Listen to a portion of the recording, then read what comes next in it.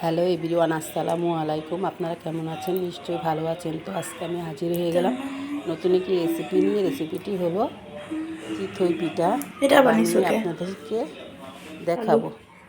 তো ব্লগটির সাথেই থাকুন। এখানে সব কিছু নেওয়া আছে।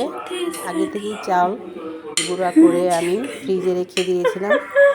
1 ঘন্টা আগে আমি বের করে ঠান্ডাটা কমিয়ে নিয়েছি। এখন আমি আরেকটা বাটিতে ঢেলে দিচ্ছি।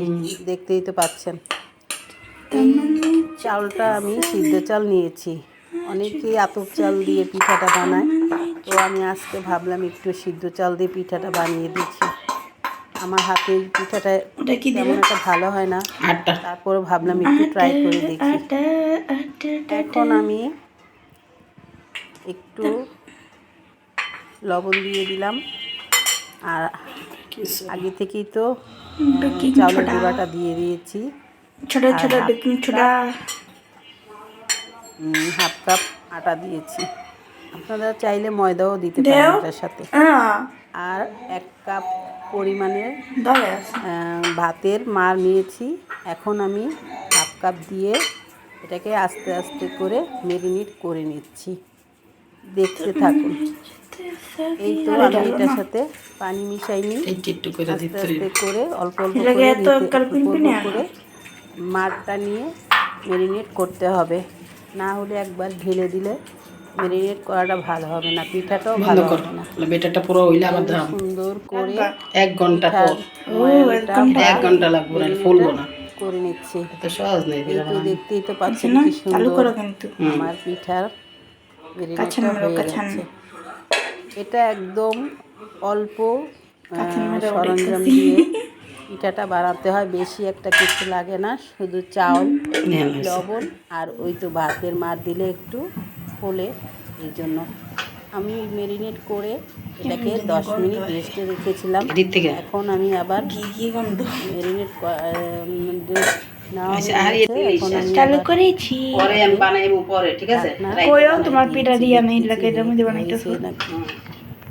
এই তো আমি আগে থেকে একটা প্যান বসিয়ে দিয়েছি।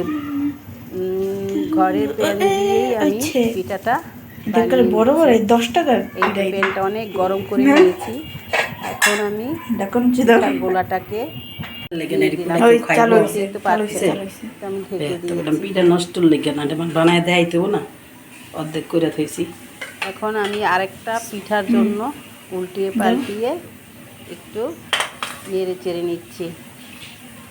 এই তো আরেকটা পিঠার জন্য গোলাটা দিয়ে দিলাম কড়াইয়ের ভিতরে।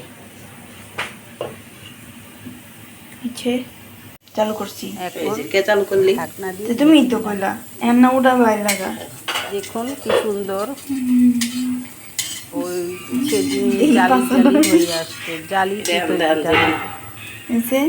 এটা ফুলেনি, কিন্তু পিঠাটা অনেক নরম হয়েছিল আর জালিদার পিঠার মতো হয়েছে।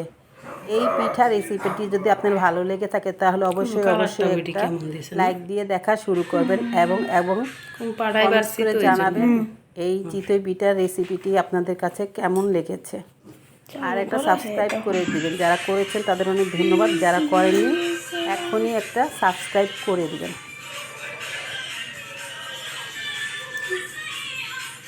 এই তো পিঠাটা ভেঙে আমি দেখিয়ে দিচ্ছি পিঠার ভিতরটা কত সুন্দর মসৃণ হয়েছে। আল্লাহ হাফেজ। ফল দেয় উড়াসকে এটা আয়া পরে কি করে হইছে পুরো বুঝা যায় না, খালি লাল একটু দেখা যাচ্ছে। ঠিক মতো উঠাইছ।